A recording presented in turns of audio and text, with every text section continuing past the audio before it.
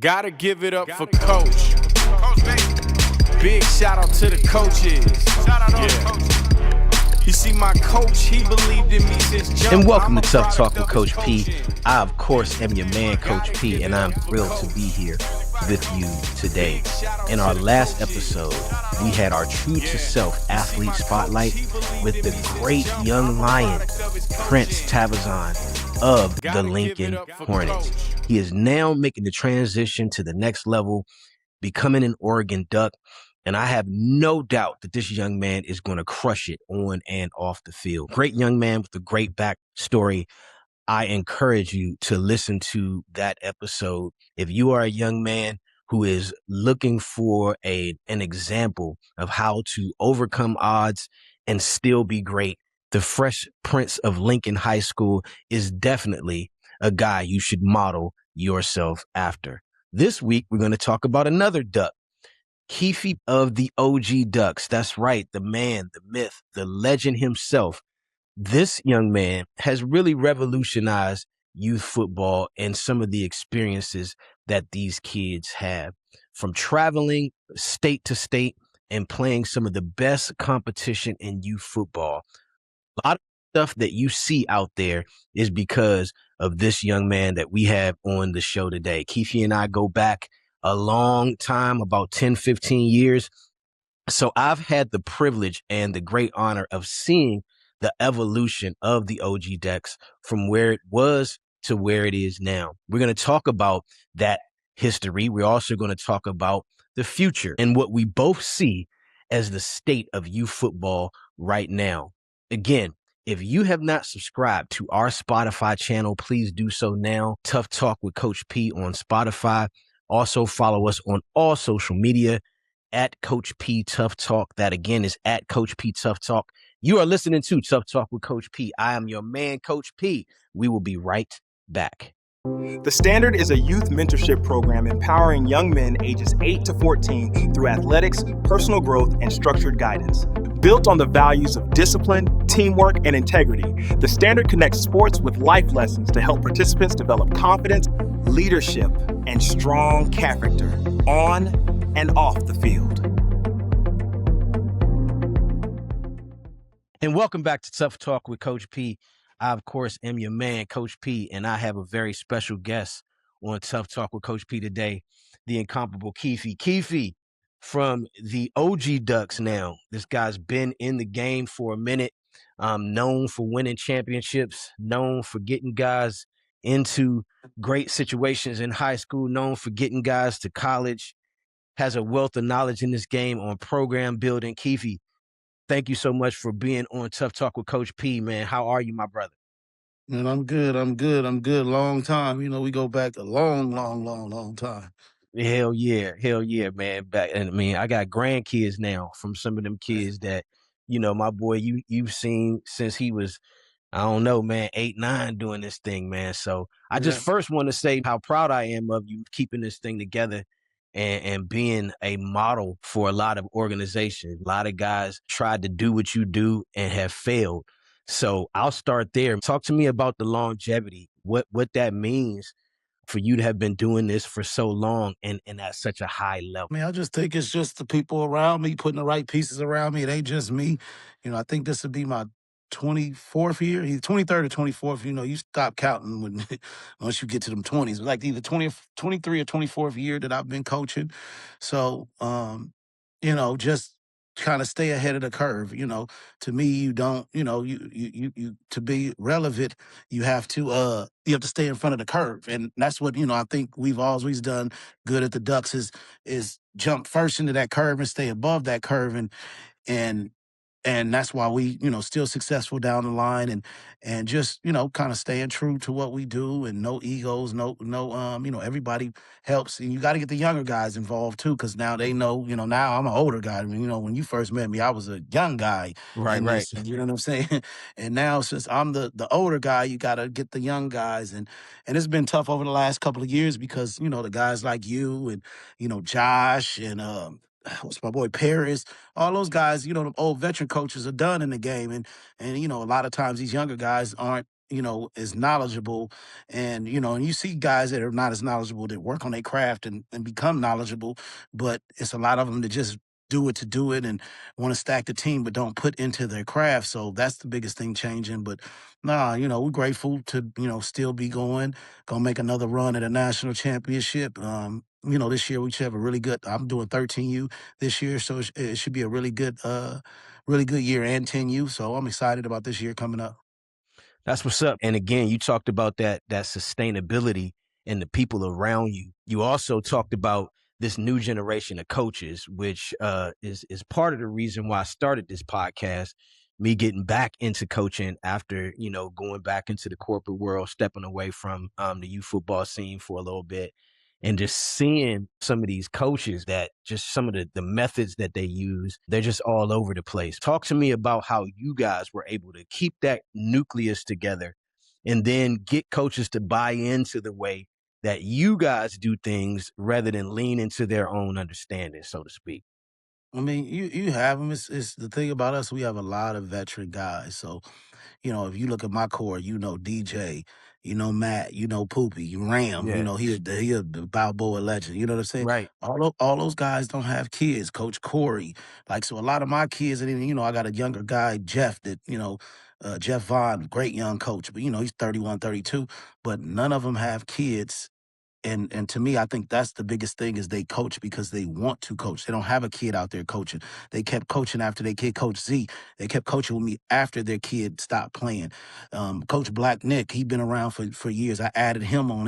He was from the Buckeyes and he coached at the Pilots too. So I went against him years. We battled and he ended up moving out our way. And I begged a couple of years and finally got him out of retirement. So it's about just surrounding yourself with good coaches and all these guys. And we have coaches that coach multiple teams, and like Black helps out with the other teams struggling on offense, gives them ideas, to help these younger coaches.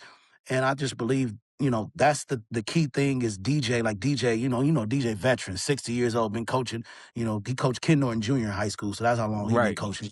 You know what I'm saying? Right. So he's like a tutor and mentor these guys. So I think, it's about finding the guys that want to learn and kind of shedding the guys that, think they know everything at the young one. And I think that's the biggest thing is we got these veteran guys that give back. And I forgot Coach Larry. I don't know how to mention Larry.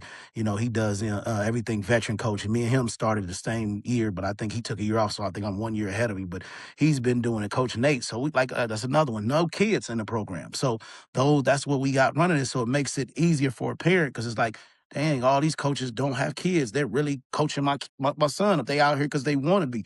And I tell people that all the time. It's like, how many guys, I'm a coach. When my son go to high school, I'm a coach. You don't see him because it's different driving to practice when you ain't got to take your son to practice. Right. Definitely. And stay there for a minute because in my first episode, I talked about how important it was for coaches to really understand that sometimes they might be the best or the first example of what a good man is. Talk about that and dealing with some of the kids in the community and what you guys have had to bring to the table because some of these guys look at you guys like big uncles, big brothers, and that type of stuff. Talk about the importance of that. I mean, it definitely is because at the end of the day, they're with us. You're gonna have influence on them. So you want to, you always want to point the kids in the right way, and make sure and put them in the best situations. Even as they move on for your program, like, hey, you might want to look at these schools, leave these other ones alone. So we do take offer like Matt does stuff with the kids, as far as financially teach them how to be financially literate, not wasting your money. He deals with our college kids. Hey, put this in here. You can take your NIL money and now you're an owner. You got residual income, just rent coming in. You're collecting rent off your properties. So we're big on that, like trying to make sure the kids don't get screwed over. Even an NFL guy, a couple years ago when JJ Taylor went to the league, Matt had to, help step in and with the contract and help get him out of a contract that wasn't good and do that. So that's the biggest thing is trying to do stuff for them now since the NIL is kicked in. A lot of our parents, hey, Matt, should I sign this? Here, let me give them to the lawyers. Let me do this. So we just don't want to be football coaches. We want to make sure, they're successful, because, it's a lot of street agents out here. Everybody trying to get their slice of the pie. Absolutely. And, you know what I'm saying? And Matt, Matt's forte. He's a business guy. He knows how to do that. So at the end of the day, that's what we want to do. But it's all about, keeping, in the kids' lives, making sure, like even TC, he's a big influence with the kids and they, keeping in touch. Coach Nate with his linemen, he's a big influence. So it's just staying positive because, like I said, we are like uncles and stuff like that, and staying positive with the kids and keeping that relationship open. That's what's up. We don't chase. We create. They knock. They watch. We keep working.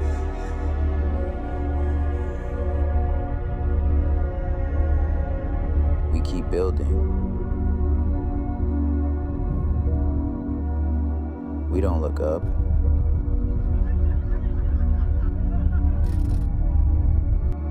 Crowds form. We stay seated. Because the real ones find you. You don't gotta go nowhere. Just be true to self. Beauty is in the eye of the beholder.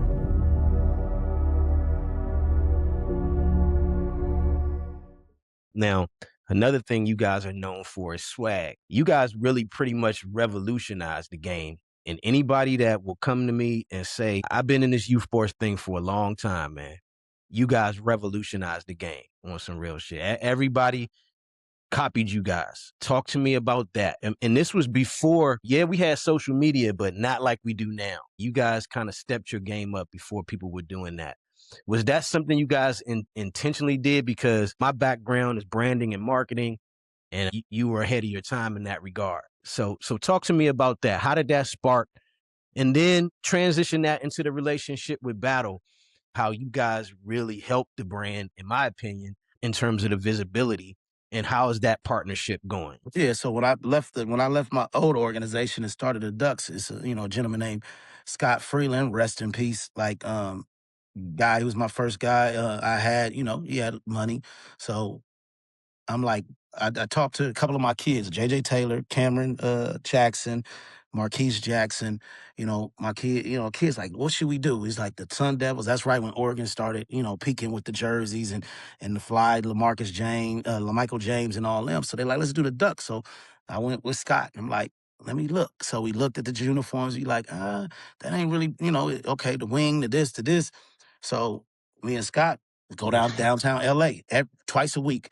Found a seamstress, found this. I had my brother played at Idaho at the time, so I took a Nike Destroyer his jersey, and then I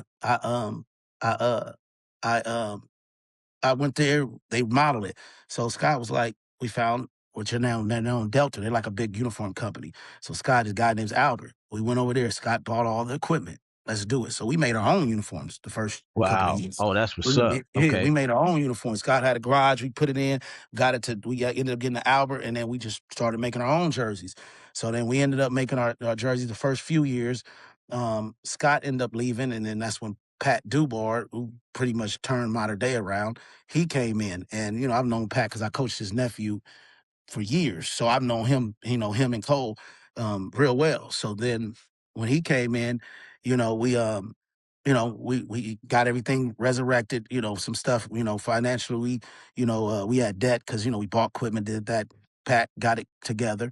So when we started that, Eric Richards, who runs the Army game, right. That's my boy. So he runs the Army game. He's like, he tells Chris, we transition to Battle. So he tells Chris, like, hey, Chris, you need to talk to my boy on the West Coast. So this is when Battle's first starting off. He liked the Eric Richards of the West Coast. So if Chris is out here for something, and we didn't get to link up the first time because he was like in El Segundo or Santa Monica or something down there. And he was going to try to come to my practice, and we was in Riverside. And he didn't realize the traffic, so he didn't make it. So then he sends me a box. I had never heard of Battle Sports. When I seen the mouthpieces, I remember Tap Out. It used to be Tap Out, so I'd never heard. So he said, this is 2015. So he sends a box. So then he sends the box. I'm thanks, I passed him out to the kids. I had no idea what Battle was. So then, we talking, he working with it. So then we go on to relationship there. He sends gloves, all type of stuff to us for a couple of years. So in 2017, that's when I really started working for Battle. So or 2016, I'm sorry. So what happened was during the night when we played the Miami Garden Fort Lauderdale Hurricanes, I made a Florida jersey. So I made a uniform. We were building our own uniforms, and I put battle down the leg of it. So Okay. so he, when I put battle, because they were, was giving us mouthpieces and all that. If you look at our jersey, the battle is flipped. What they do on the jerseys now, so it's Right. flipped. So I did that, and like it took off. Everybody was like, they thought they were battle uniforms, so it took off. So then the very next year, Chris sent me to China, and I went and designed, the jersey, the Bravo jersey is pretty much a jersey we designed with the changes. He did the Alpha one and the Charlie. So we ended up doing that, and that's how we became, battle and started, wearing battle uniforms. And to this day, Chris is my brother, my big brother, still same thing. We're battle. We're still a battle team. We still gonna be the flyest. We gonna make it happen. So, ain't nothing changing in that regards. That's what's up, man. That's what's up. I mean, hey, I never knew that part of it, that you guys were making it. And I think I do remember hearing something like that, because I used to always ask, like, man, because at that time I was doing all-star games and I asked about who made the jerseys. And I remember hearing that story that you guys were making them. I Yeah, we were remember that on. because Yeah. I remember you had came down to San Diego and we were at that. It was like a big park in Mira Mesa where we were practicing at. We were doing some all-star practice. And I Yeah. think we had a conversation like that. That's how long ago that was. No, that's it. I think it was before battle. So we talking 2014, 2015. Yep. No, You know what I'm saying? absolutely. So Yep. that's crazy though. But yeah, that's what's up. You getting exclusive stuff right here, man, on Tough Talk with Coach P. For the ones putting in work when no one's watching. From the early risers to the late night ballers. Introducing Youngstar Creatine Gummies. The clean science-backed creatine gummy made for today's athlete. Boost strength, train harder, and recover faster. Youngstar, fueling today's future athlete. Youngstar. So talk to me about, man, the kids, man, that have come through the program. I mean, you guys really have one of the most competitive situations, which I'm all for. I like when teams get it out the mud. You guys have an extremely competitive situation. Some of the kids that have come through that program and have went on to do great things. Talk about that and what that means for you guys, not just as an organization, but you as a coach. I mean, it's always proud of the kids that succeed to their dream, because everybody wants to play in the NFL. That's the goal of all of them. And we know all of them ain't gonna play in the NFL. And like my goal for them all is just get a free education, man. And now with the NIL, get a free education and get some money and load up. So by the time if you're done playing football at 21, 22, you got a couple 100,000 or at least 100,000 in the bank to start your life, after football. And it's definitely special to see one of your kids win the Heisman, one of your kids be the number one pick in the draft. Crazy. That's like not too many people can say that. You know what I'm saying? Like a number one pick and a Heisman Trophy winner, like that's crazy. So it's dope. And then we got a bunch of them. Then you see, Jordan Howden, you know him. Then you see somebody that, kid like Jordan that didn't have any offers, bet on himself at Minnesota, and Mm-hmm. then end up getting a scholarship, then becomes a fourth round draft pick and is in the league playing and doing his thing, going into his fifth year in the league. Mm-hmm. It's crazy to see, that it's just a different stories. Nobody kind of thought Jordan was going to do that. He sprouted up, kept working. And it's like, it's not how you start, it's how you finish. And now he's going to be probably end up being a 10, 12-year, NFL football player. Then you get the J.J. Taylors, at 5'6", because your son was a back like Mm. that. Right, They were right, in the same class, him, JJ, and AP. I remember right, right, Adrian. Yeah, right, you know what I'm right. saying? Man, he just went to the Canadian League this year, but he played 5 years in the NFL at 5'6". Like you know how tough Balling. that is. You know what I'm Mm-hmm. saying? That you got to be like in a 0.5 percentile in his size to play in the NFL. We got Drake Jackson, Speedy Naylor. That's another one. I love his story where Mm-hmm. he was the first like YouTube celebrity. Like my kids used to watch him on YouTube. He had all the views. He did that. Then he kind of didn't grow, kind of fell off. Nobody was talking about him. Then he hit his spurt, ends up on at Gorman, goes to Michigan State. Another one, I think he was a fourth or fifth or sixth round pick. Now Mm-hmm. this year he had a breakout year with the Minnesota Vikings, man. Like proud of kids like that. Everybody has their different stories. You know what I'm saying? Right. And the fact that you guys are able to keep them connected to the program. I mean, I see a lot of stuff on social media where you have these guys shouting out the Ducks. That's another thing that you don't see guys that are at the NFL level talking about their youth team. What does that mean for you that these guys stay connected to the program? And how important is that for you to kind of build that next generation of guys? It is, the DeAndre Moores, the different guys in college and all that. So it's important. I really kind of learned it, the best, to me, the best program that does that is the Buckeye. Les is really great at that with the Buckeyes. They do that real good, keeping their kids. Yeah, Mace, even them, they had two top 10 picks, Mason Graham and T-Mac. Like, what I'm saying? Hmm. That's crazy off the same team. So, they're very good at that. And TC he kind of runs it. He does a great job of doing that.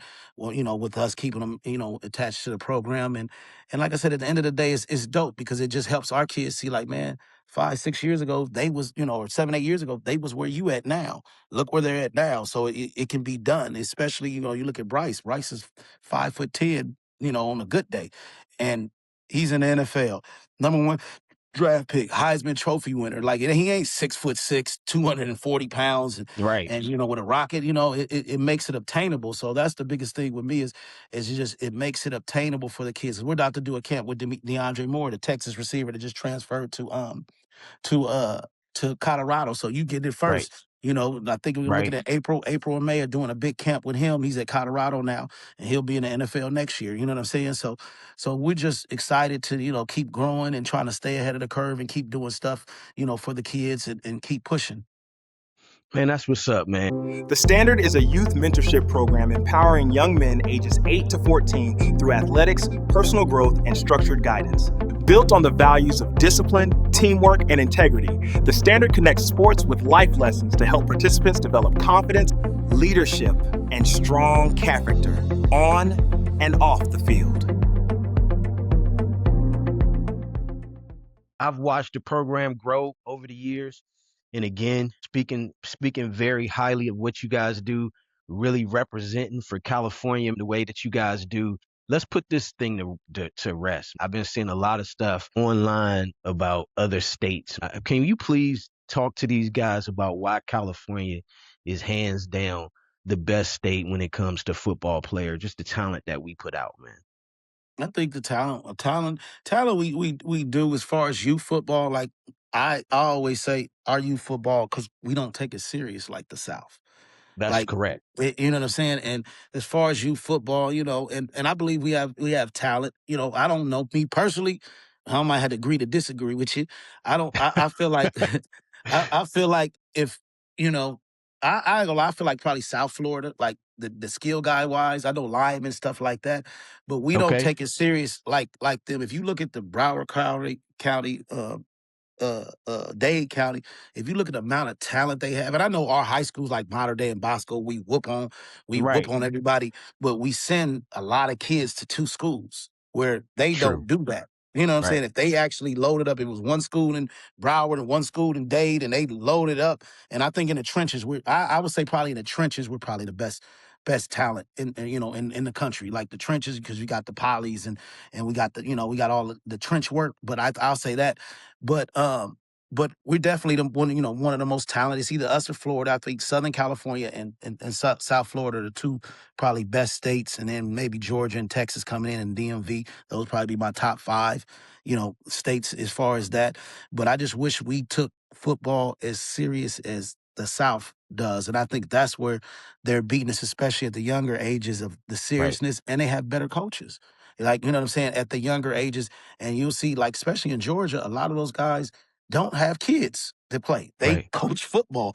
And I Right. think on this end, we don't do that because it's the stereotype. Always travel ball. They're 8. They don't need to travel. Man, you travel in baseball, you travel in basketball, you travel in every other thing, or softball, volleyball. So why is it an issue when it comes to football? I felt like, and I thought it would change after COVID, because COVID showed travel football can last. That was the most fun season I had was during COVID. It showed what we, that it could last, but it didn't, and I get it. People want to play locally or however you want to do it. But at the end of the day, it's about experiences. And if you don't believe it's about experiences. To me it is, because I've seen kids. I'm gonna tell you, I'll never say the kid's name, but I've seen kids. It was a number one this and this, and number one this go to SC, transfer to a smaller college, then transfer to a smaller college, and don't lose your job and keep losing your job. And I've seen a kid go to a big high school, one of the big high schools. As soon as another kid come in, he checks out. You never competed in youth. You Right. never competed ever in life. So now you got to college where everybody's good, and you were a top, 5 in your position in your class, and you go to a school that's a mid-level, and you lose your job because you've never had to compete. And Right. I feel like that's the thing. When you compete, those are the kids that survive. And it's travel ball, whatever you call it. But why not give a kid experience? Go see how you match up against a Georgia kid or a Florida kid or a Texas kid. There's nothing wrong with that. Like the Raiders did it out of Snoop League. They traveled to Texas and played DEA, and they seen how they matched up. Like you Right. seen how Right. your kids matched up, and there's nothing wrong with that. Everybody wants to win. Of course, we want to win, but ultimately, it's about competing. That's what I feel like. And I think that's the difference in today's coaches versus our generation. The coaches from, and I hate to use the term back in the day, but that's just what it is. That's what I've seen.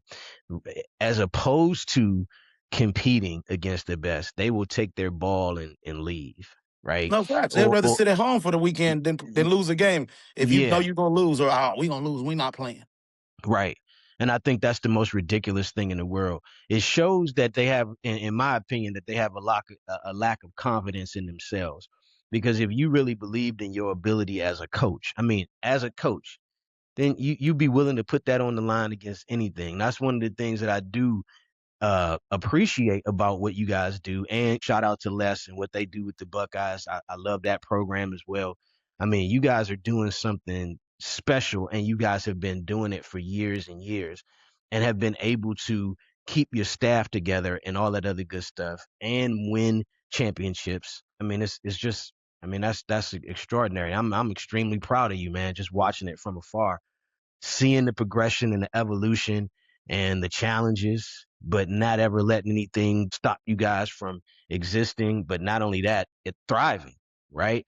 I'm proud of that, man, and you should be proud of that too. So for whatever Appreciate it. it is worth, man, I'm definitely proud of you and what you've been able to do with the Ducks. You don't just show up, you show out every damn day.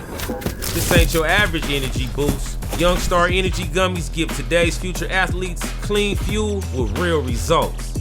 No jitters, no crash, just straight up energy and faster bounce back. Clinically shown to support energy, muscle recovery, and cellular health. Young Star, stay lit, recover quick, and level up. So I'll say this also too. I know it's an extreme financial burden, and one of the things that I try to be with this podcast, particularly, is a resource for coaches. Understanding that financial resources are important to make things happen. So, what kind of advice can you give someone who's looking to model what you did? What kind of advice can you give them as it relates to handling the business of youth football? You got to find a good platform as far as fundraising. Like even with us, we have a fundraising platform called Fun Youth Sports that Matt created, and it gives more money back than GoFundMe. It gives more money back than they taking 18%. So that's the biggest thing we did. He created that, and it helps. One year we raised $100,000 in 2 weeks, and every kid played for free in the program. Wow. And so, that's getting back to that. And, like I said, it's called Fun Youth Sports, and people getting into it. Like, when a lot of teams use it when they're getting ready for Florida for travel, and it's easy. And you can set your individual, you can set your team one up, but it's about just having a good fundraising platform. There's nothing wrong with asking with all these social medias. Hey, I got 5,000 followers. Hey, if I can get $5 from each of y'all, hey, my kid is good. And, I see kids raise $1,000 in 24 hours. It's easy. Who won't send $10, $20? Grandma gonna send 100. So it's just about finding a platform, start fundraising early, and that way you're ahead of the curve, whatever you want to do, and in the season. Like right now, we're going our first travel game. We're going to Hawaii in the summer, so it's going to be an expensive trip. So we start now. Let's start now, so we can so it doesn't creep up on us. We got 6-7 months. So like I said, at the end of the day, this is that's what you got to do. Just be prepared for it. If you prepare for everything, just like a football game, if you prepare for it, you'll be fine. And people want to give. Yeah, man. That's what's up, man. You guys have definitely cultivated that culture. I'm big on that. You guys chase championships, and I believe chasing those championships is kind of, it gives you guys like organic clout, so to speak, where, your greatness is your biggest asset. So before I let you go, just any messages for young coaches out there that you can give them, again, that aspire to do what you do, any messages that you can give them. And then also anything that you got coming up, where we can find it, that type of stuff. This is an opportunity kind of for you to do that, just let us know. The floor is yours. No, just young coaches, just work on your craft. You got to play, like see where you're at. Go compete. That's my biggest thing. Learn the game. Because to me, I respect any coach that's definitely out there, helping the kids, taking your time away. But if you're gonna do it at your best ability. Go learn the X's and O's. Like I'll use an example. The Twins, they coach at the Rampage. They've been coaching shit at least 15 plus years. And they're getting up in age. But I remember when they first started. I remember when they was at I think either Mona Park. They were at Mona Park, and Pat, you know, Honey the Beach team whooped them. They had all this talent. He whooped them with this. But I've watched them over the years turn into some of the greatest coaches in youth football. National championships with battle. Probably the only team to win a battle. California won it. I think they won it. They won at 13 and 14. I thought they won at 12. But they won at 13 and 14 you. But I've watched them grow into great coaches, and now they're some of the best coaches in the country and some of the known coaches, but they took their craft serious and they got better. Because I remember when they first started, they were green and they learned. So you see coaches like that, they get better. Even like my boy Black Nick, like he came underneath Les, came underneath AJ, so he's picked up things, and like he's a X's and O's guy. He's a great coach. So that's what I would just say to young coaches is just study your craft and get better. It is what it is. Everybody ain't perfect. You lose games, like you lose, but you just keep building. But I know it's a little difficult now because these parents nowadays are terrible. So you lose, they want to leave and jump team and that's what they chasing. But other than that, pretty much that's it. Like I said, we're doing a big camp with DeAndre Moore. Probably in the end of April. We're working on the details now, and I think it's going to be good, good for the community is, to see him come back and give back and do a lot of stuff. So, I'm going to probably talk to Battle about jumping in on it too as well. But, I'm excited about that. So that's probably the only thing coming up. And, we start our spring football, which we'll practice for 3 weeks, and then we'll have a spring game, inter-squad scrimmage like college, a spring game, and then we'll take a break and get ready for the season. Man, that's what's up. I mean, spring games, perfect off-season regiment, keeping the kids together, keeping them engaged. Off-season camps, man, you guys heard it here first. My guy Keefe, one of the best in the business. I've been doing this at a high level for a long time. Again, you are a bit younger than me, so I'm going to speak life into you like I do every young brother that comes on the show. Man, I'm extremely proud of you, young king. Keep on doing what you're doing in this business. I know, trust me, I know more than others, the hate and all that other stuff that comes at you when your heart is good. You're in the right place. So keep doing what you're doing, man.